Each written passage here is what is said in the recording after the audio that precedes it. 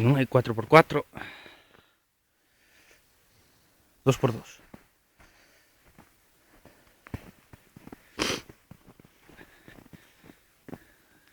Aquí fue por donde vaciamos ahora, el que va a dar a la parte de abajo del Prime de la Corraína.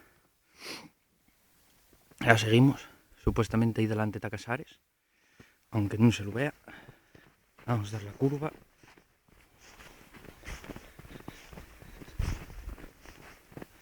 Ahí llegamos al cruce para tirar para Casares o para el pueblo. Hay que haber traído los esquís.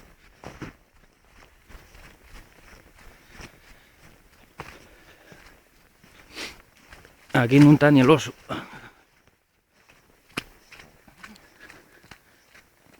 Para ahí también Casares, que no sube ni tato.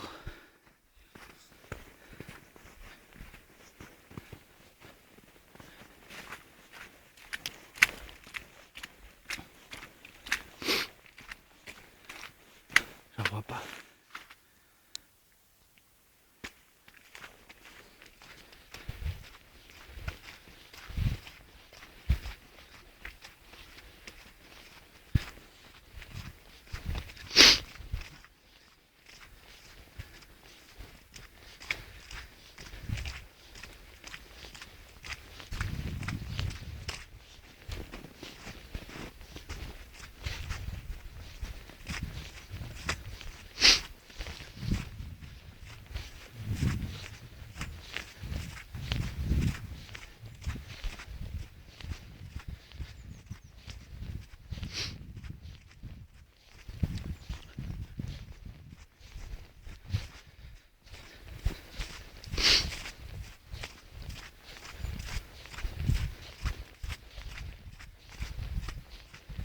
No cantan ni los pasearinos.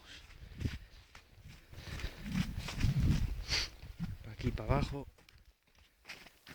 nieve. Y para ahí llegamos a la cuesta del Rosio Pandicho. A ver si la bajamos de pies o de culo.